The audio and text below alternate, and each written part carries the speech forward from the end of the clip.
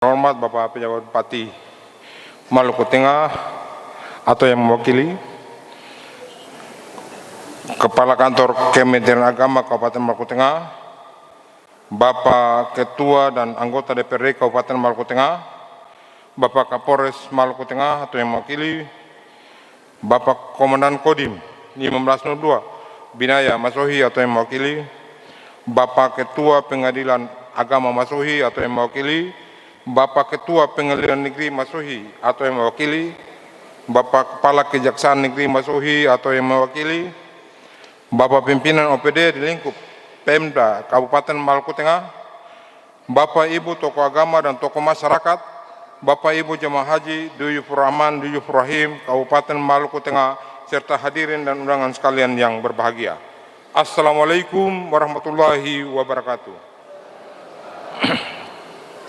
Alhamdulillah, dengan memanjatkan puji dan syukur kehadirat Allah Subhanahu wa taala, berkat rahmat dan hidayahnya sehingga kita dipertemukan di ruangan ini, Islamic Center ini, untuk menghadiri acara penyambutan penerimaan jemaah haji Kabupaten Maluku Tengah musim haji 1445 Hijriah 2024 Masehi.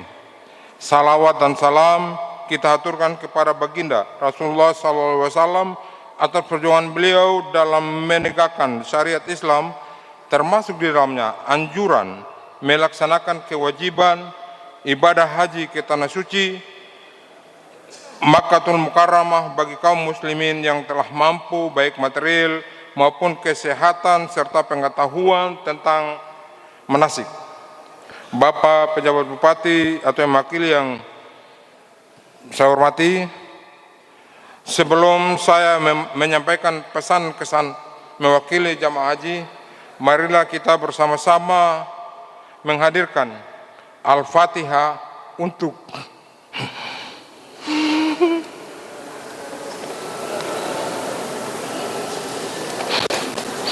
Bapak, kakak dan saudara kita Haji Gustiari Pawai almarhum dan Bapak Haji Hamid Latukonsina almarhum. Beliau berdua syahid di tanah suci Makkah Mukarramah dalam melaksanakan ibadah haji tahun 1445 Hijriah dan 2024 Hijriah. Semoga Allah menerima haji beliau berdua dan menjadikan penghuni surga bersama para mujahid-mujahid yang lainnya, dan keluarga yang ditinggal semoga Allah melapangkan hatinya, diberikan kesabaran, kekuatan dan keikhlasan. Summa ila ruh khususan almarhum Haji Gustiari Pawai almarhum dan Bapak Haji Abdul Hamid Pawai. Al-Fatihah.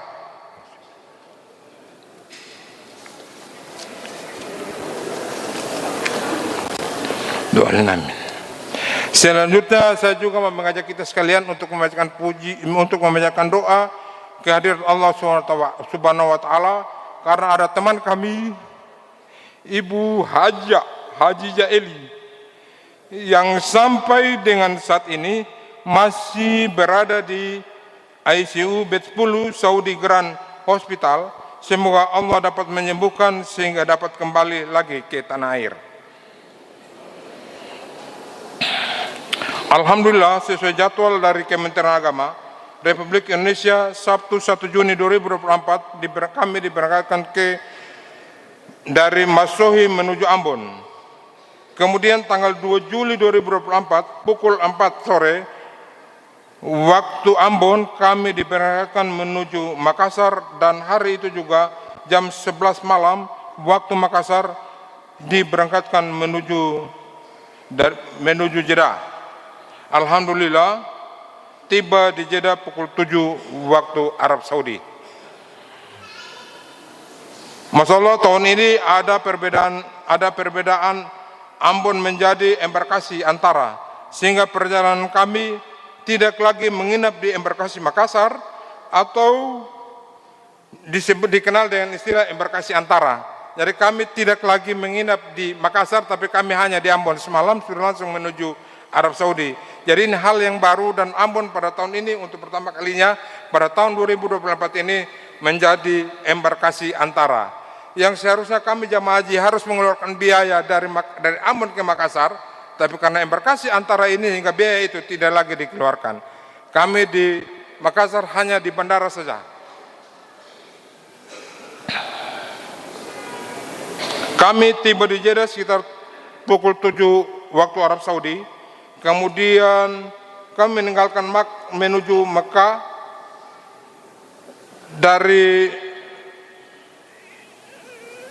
karena kami dari Ambon sudah mengenakan pakaian ihram.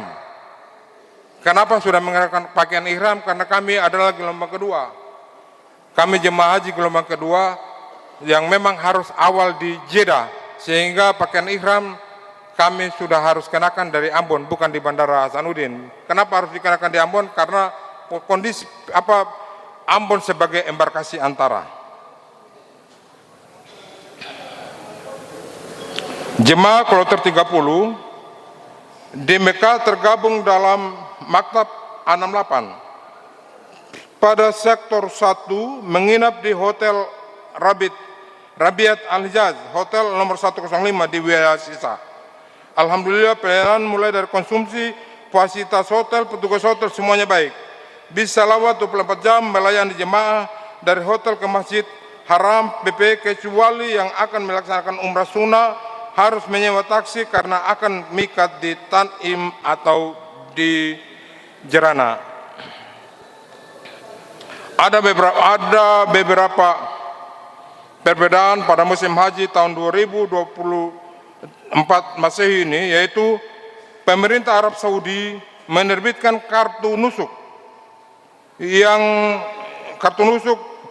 dimaksudkan agar yang tidak memiliki kartu nusuk tidak diperbolehkan untuk memasuki Armusna, Arafah, Musdalifah, dan Mina.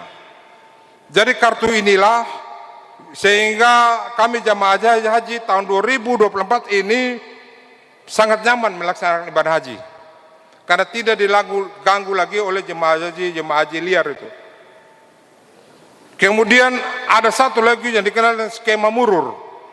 Skema murur ini diberlakukan bagi lansia, di mana mereka ini setelah di Arafah mereka tidak lagi bermalam di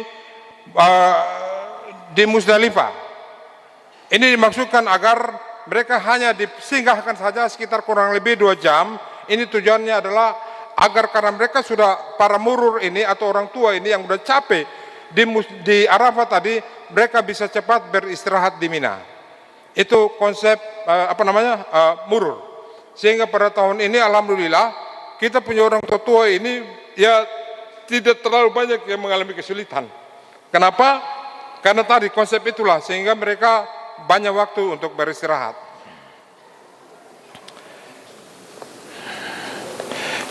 Selesai wukuf di Arafah, sore harinya selanjutnya jamaah menuju Musdalifah untuk mabit dan mengambil batu kerikil sebanyak 70 butir untuk melontar sesuai dengan jadwal yang ditetapkan. Jamaah melontar Akabah tanggal 11, 12, dan 13 Zulhijjah.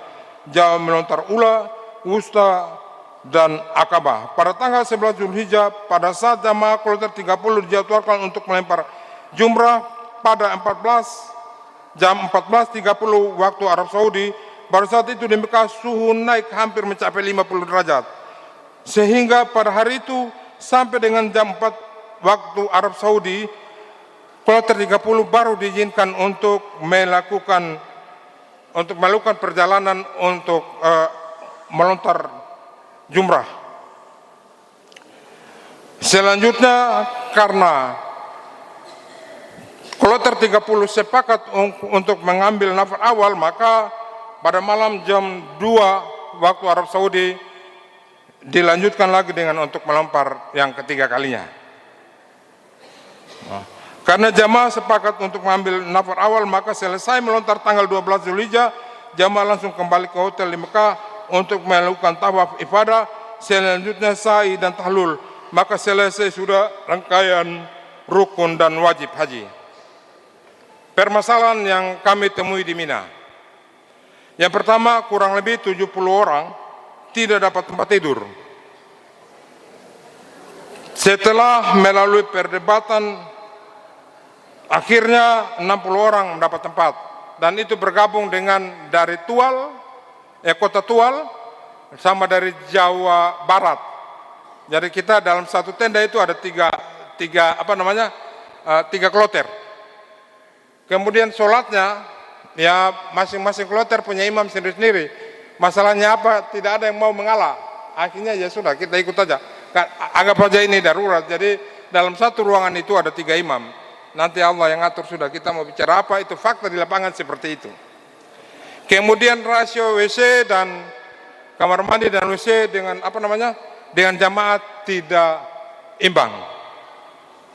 Ibu-ibu tuh bisa sampai antri satu pintu WC itu bisa sampai 20 orang bisa berdiri di belakang itu. Di belakang antrian satu pintu WC, itu permasalahan yang kami temui. Semoga ke depan permasalahan ini tidak terjadi lagi. Selanjutnya, sambil menunggu keberangkatan ke Madinah, jamaah melakukan umrah sunnah dan sholat 5 waktu di Masjidil Haram, serta pada hari Kamis 4 Juni 2004 jam 10 malam jamaah melaksanakan tawaf wada atau pamit ke Ka'bah. Bapak pejabat bupati yang mewakili yang saya hormati, alhamdulillah dari keberangkatan sampai pemulangan dan selama ibadah di Mekah dan di Madinah tidak terlalu berat dan tidak ada halangan apapun.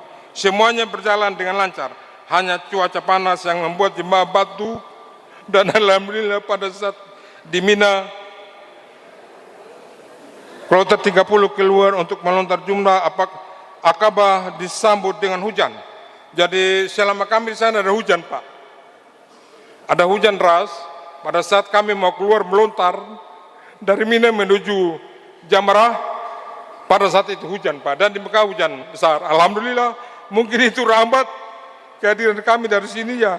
Tidak tahu, itu jadwal yang memang dikeluarkan bahwa kami kloter 30 harus berangkat jam 14.30. Ternyata waktu itu hujan deras, Pak. Selanjutnya ada beberapa catatan sebagai bahan evaluasi. Yang pertama, apresiasi yang setinggi-tingginya kepada tim manasik haji sepanjang tahun dari Kementerian Agama Kabupaten Maluku Tengah. Karena ilmu dari mereka lah sehingga kami bisa melaksanakan seluruh rangkaian ibadah haji, baik rukun maupun wajib haji, kami bisa melaksanakan dengan baik. Kemudian apresiasi yang setinggi-tingginya kepada tim kesehatan yang telah melaksanakan tugasnya dengan penuh tanggung jawab, Pak Dr. Haji Heri dan kawan-kawan, pelayanan yang luar biasa. Untuk itu kami mohon, Pak, kalau bisa Pak Dr. Heri ini ya dapat mendampingi jemaah juga untuk jamaah haji yang akan datang. Kami mohon, Pak, karena beliau bekerja keras sehingga kita bisa aman, bisa nyaman, Pak. Kemudian saya pesan satu juga, kalau bisa untuk jamaah yang akan datang itu, tolong mereka diminta untuk membekali diri dengan obat batuk dan flu. Karena semua orang kena batuk dan flu, padahal mereka tidak ada yang bawa obat batuk dan flu. Jadi, karena itu pesan itu tidak disampaikan kepada kami sehingga kami tidak bawa. Jadi kalau bisa tolong yang ke depan, mereka yang mau berangkat bawa obat batuk dan flu. Karena tidak ada satu orang pun termasuk Pak Dokter kena batuk. Karena memang kondisi cuaca terlalu panas, Pak. Kemudian yang ketiga, agar 40 waktu arba'in terpenuhi, maka disarankan agar masa tinggal ditambah 1 hari lagi. Perlu Bapak Ibu ketahui bahwa yang namanya arba'in harus 40 waktu, tapi ternyata kami hanya 37 waktu. Untuk itu kalau bisa masa tinggal di Madinah ditambah 1 hari, kurangi masa tinggal di Mekah 1 hari, agar supaya arba'in itu bisa terpenuhi. Kemudian yang keempat, pembimbing ibadah dan ketua kloter tidak melaksanakan tugasnya dan fungsinya dan baik. Untuk itu, ke depan, ini jujur saya katakan bahwa mulai dari umrah wajib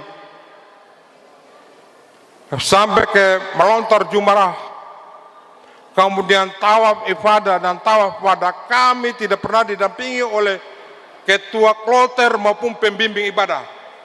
Itu juga yang menyebabkan sehingga saya mengucapkan terima kasih kepada, itu juga yang menyebabkan sehingga saya mengajukan apresiasi yang tinggi kepada tim manasik.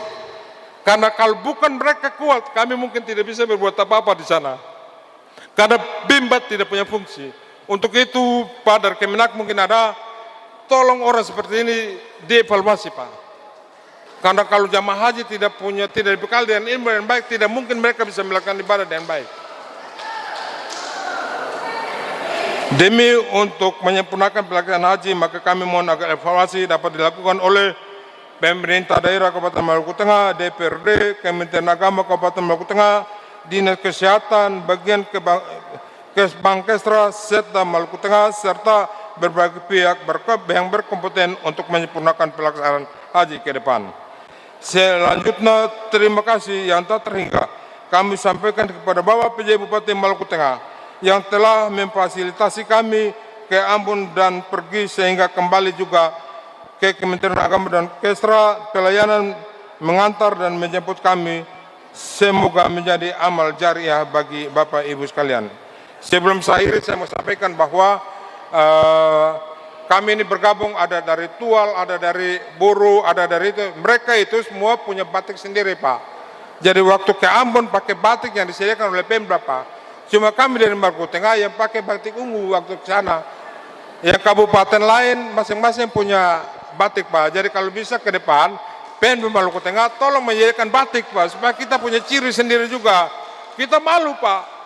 Kabupaten lain di Endoro punya batik, kita tidak, Pak. Tolong kalau bisa ke depan, sediakan batik. Yang memang ini Maluku Tengah punya, jadi waktu muncul di provinsi, masing-masing kabupaten yang lain ini punya, kami tidak punya, Pak. Jadi tolong kalau bisa ini disediakan. Akhirnya, tak ada gading yang terletak dan tak ada manusia yang luput dari hilaf. Kami mohon maaf dan kami yang mohon doanya dari keluarga semua, semoga dengan kembalinya kami di sini dapat menjandang gelar haji yang mabrur, menambah kesalehan kami dan bisa jadi orang yang bermanfaat buat masyarakat. Amin, amin ya rabbal alamin. Sekian, wassalamualaikum warahmatullahi wabarakatuh.